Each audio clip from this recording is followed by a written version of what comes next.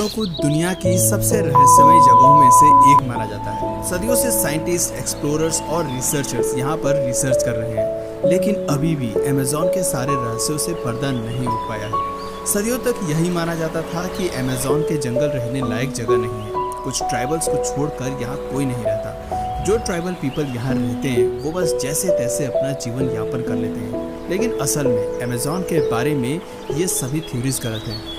एक समय पर यहाँ पर एडवांस सिविलाइजेशन मौजूद थी और इसी सिविलाइजेशन ने वैज्ञानिकों की नींद उड़ा कर रखी है। इस सिविलाइजेशन में लाखों लोग रहा करते थे। हजारों स्क्वायर किलोमीटर एरिया में ये सभ्यता फैली हुई थी और इस सभ्यता के लोगों को एडवांस टेक्नोलॉजी की जानकारी भी थी। और ये सभी बातें काल्पनिक नहीं है, बल्कि मॉडर्न टाइम में साइंटिस्ट ने लाइडर स्कैन टेक्नोलॉजी के आधार पर इन दावों की पुष्टि भी की है।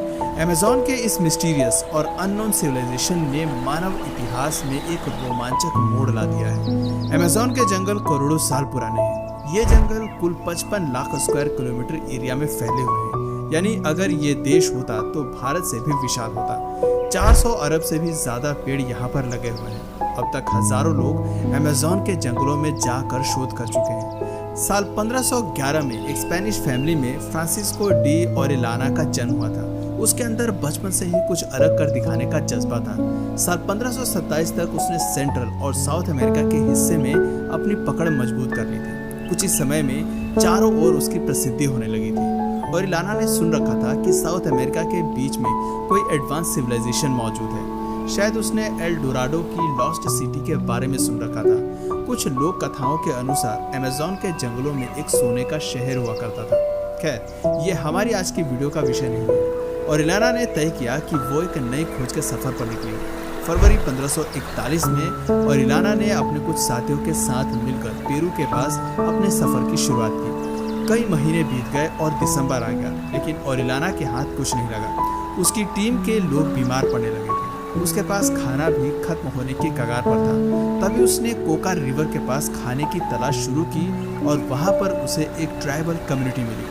ओरिलाना ने अपना सफर जारी रखा और कोका नदी के सहारे आगे बढ़ते हुए वो एक विशाल नदी तक पहुंच गया। ये नदी कोई और नहीं बल्कि अमेज़न रिवर ही थी। इसी बीच उसे एक प्राचीन शहर भी मिला। जंगल के बीच अत्याधुनिक शहर देखकर ओरिलाना और उसके सभी साथी चौंक गए। ये शहर करीब 20 मील एरिया में फैला हुआ था। सभी घर एक दूसरे से सट कर बने हुए थे। बीच बीच में हाईवे जैसी चौड़ी सड़कें थी और इस शहर के लोग मीट, फिश जैसी चीज़ों के अलावा पाइनएप्पल, एवोकाडो, प्लम और एप्पल जैसे फल खाते थे। साथ ही एक अच्छी वाइन भी वो लोग डेली एंजॉय करते थे। ये सभी बातें गैस्पर डी कार्वाजल नाम के शख्स ने अपनी डायरी में लिखी थी, जो ओरिलाना के टीम का हिस्सा था। कुछ समय तक इस शहर में रहने के बाद ओरिलाना अपनी टीम के साथ अटलांटिक ओशन के पास बाहर निकला। उसने यूरोप आकर अपनी जर्नी की कहानियां भी सबको सुनाई। धीरे धीरे अमेज़न की कहानी मशहूर होने लगी। साल 1545 में ओरिलाना ने उसी रास्ते पर वापस जाने की कोशिश की, लेकिन कई महीने भटकने के बाद भी वो अमेज़न नदी नहीं खोज पाया और एक उम्मीद की किरण अपने सीने में लिए 1546 में उसकी मौत हो गई। ओरिलाना के मौत के बाद लंबे समय तक किसी ने अमेज़न के जंगलों के भीतर जाने की कोशिश नहीं की। हाँ, 17वीं सेंचुरी में कुछ लोग जंगल में गए, लेकिन उन्हें न तो वहाँ कोई प्राचीन सभ्यता मिली, न ही कोई हाईवे और न ही कोई घर। बस कुछ ट्राइबल लोग ही वहाँ पर पाए गए। ऐसा माना जाने लगा कि ओरिलाना ने जो कहानियाँ सुनाई थी वो सभी झूठी थी। सिर्फ नेम और फेम के लिए उसने मनगढ़ंत कहानियाँ सुनाई थी। 20वीं सेंचुरी में साइंटिस्ट ने पाया कि अमेज़न के जंगलों की मिट्टी खेती बाड़ी के लिए फर्टाइल नहीं है। ऐसे में इन जंगलों में सेब और पाइनएप्पल जैसे फलों का उगना संभव नहीं है। सभी ने मान लिया कि ओरिलाना ने एक काल्पनिक कहानी बुनी थी।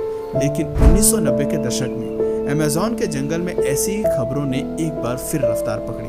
1992 में अमेरिकन एंथ्रोपोलॉजिस्ट माइकल हैकेनबर्गर कुछ दिन के लिए अमेज़न बेसिन के किनारे मेटो ग्रासो रीजन में छुट्टियां मनाने के लिए गए। वो सिर्फ वहां पर ट्राइबल कम्युनिटी के साथ कुछ दिन रहना चाहते थे। इसी बीच हैकेनबर्गर की मुलाकात कुइकुरू ट्राइब के सरदार से हुई। दोनों के बीच अच्छी दोस्ती हो गई। सरदार ने कहा कि वो हैकेनबर्गर को एक रोमांचक जगह दिखाना चाहता है। हैकेनबर्गर भला ऐसी चीज कैसे मना कर सकते थे। सरदार अपने साथ हैकेनबर्गर को एक ऐसी जगह पर ले गया जो जगह 6 से 10 फीट तक गहरी थी और करीब 30 फीट चौड़ी थी। और कुल 1 मील से ज्यादा लंबाई में फैली थी। जंगल के बीच में ऐसी जगह देखकर हैकेनबर्गर को काफी हैरानी हुई। साथ ही उन्होंने देखा कि साइड पर कुछ मिट्टी के बर्तन भी मौजूद थे। वो सोच में पड़ गए कि आखिर यहाँ पर मिट्टी के बर्तन कैसे आए, क्या यहाँ पर पहले के समय कोई सिविलाइजेशन मौजूद थी। हैकेनबर्गर ने अपनी छुट्टियाँ कैंसिल कर दी और एक इन्वेस्टिगेशन प्रोग्राम लॉन्च किया। करीब 10 सालों तक वो अमेज़न के जंगलों में रिसर्च करते रहे। साल 2003 में उन्होंने अपनी रिपोर्ट पब्लिश की और बताया कि अमेज़न के जंगल में 20 से भी अधिक ऐसी जगहें हैं जहां पर एक समय पर लोग रहा करते थे। इन जगहों के बीच 2 से 3 मील का फासला था, जैसे कि आज के समय में अलग अलग गाँवों में होता है। सभी जगह एक दूसरे से हाईवे के जरिए कनेक्टेड थी। हाईवे को ग्रिड स्टाइल में बनाया गया था जो काफी मॉडर्न लगता था।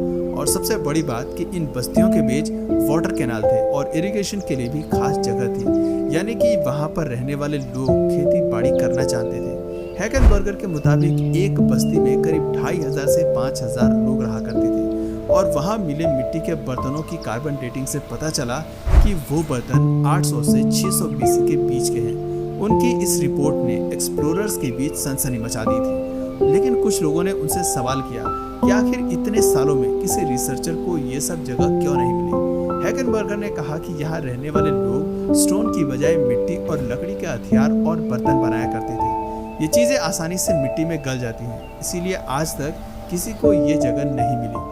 हालांकि हैकेनबर्गर की खोज तो सिर्फ एक शुरुआत थी। साल 1999 में एल्सियो रांजी नाम के पैलेंटोलॉजिस्ट ब्राजील के एक्री रीजन के ऊपर से उड़ान भर रहे थे कि तभी उन्होंने एक अजीब सी चीज नोटिस की। उन्होंने देखा कि धरती पर कुछ कार्विंग्स नजर आ रही हैं। ये कार्विंग्स कुछ पेरू की नाज़का लाइंस जैसी थी। रांजी ने देखा कि अमेज़न के जंगल में जो कार्विंग्स है वो सभी जियोमेट्रिकल फिगर्स में है। सर्कल्स, रेक्टेंगल, स्क्वायर और ट्रायंगल शेप्स नेचुरल नहीं थी, बल्कि उन्हें इंसानों द्वारा बनाया गया था।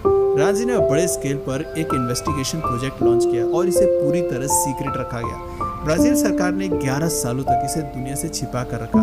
साल 2010 में एक रिपोर्ट पब्लिश हुई जिसमें बताया गया कि अब तक एकड़ और इसके आसपास के इलाके में 200 से अधिक जियोग्लिफिक्स की खोज की जा चुकी है। रिसर्चर्स ने अजीब पैटर्न और शेप्स को जियोग्लिफिक्स का नाम दे दिया था।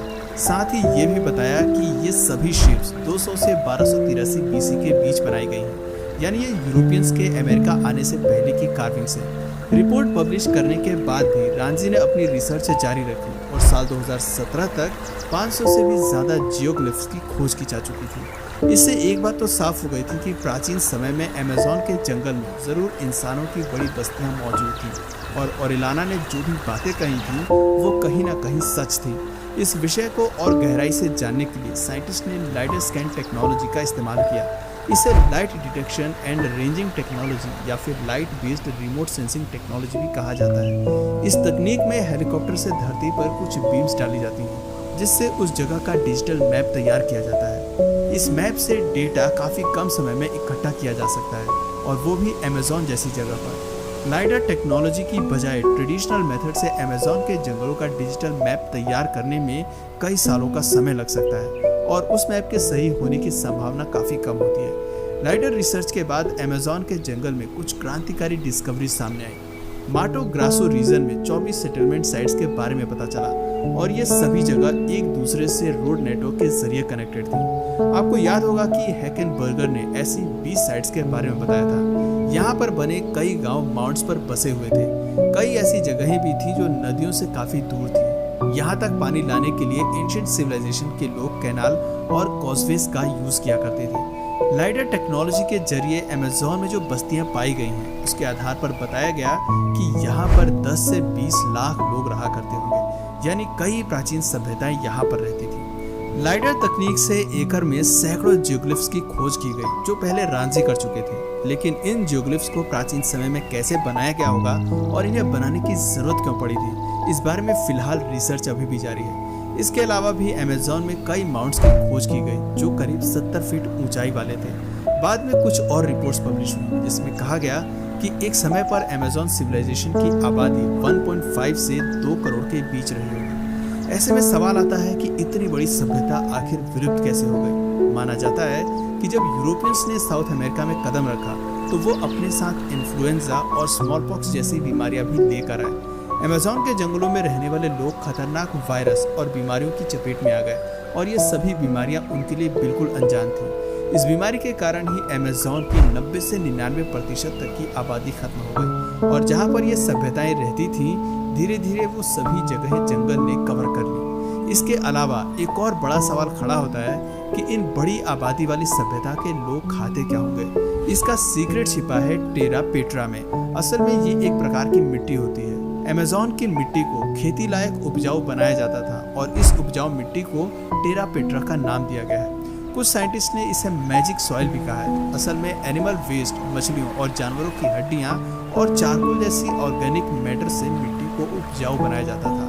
चारकोल से मिट्टी में नाइट्रोजन, फास्फोरस, कैल्शियम और जिंक जैसे न्यूट्रिशंस बढ़ जाते थे और अमेज़न के जंगलों में बारिश की कभी कोई समस्या नहीं रही। इससे पता चलता है कि अमेज़न में सिर्फ जनजातियां ही नहीं रहती थी, बल्कि ये जगह एडवांस सिविलाइजेशन का गढ़ भी हुआ करती थी। इस बारे में अभी और भी डिस्कवरीज जारी रहेगी। मानव सभ्यता के अंत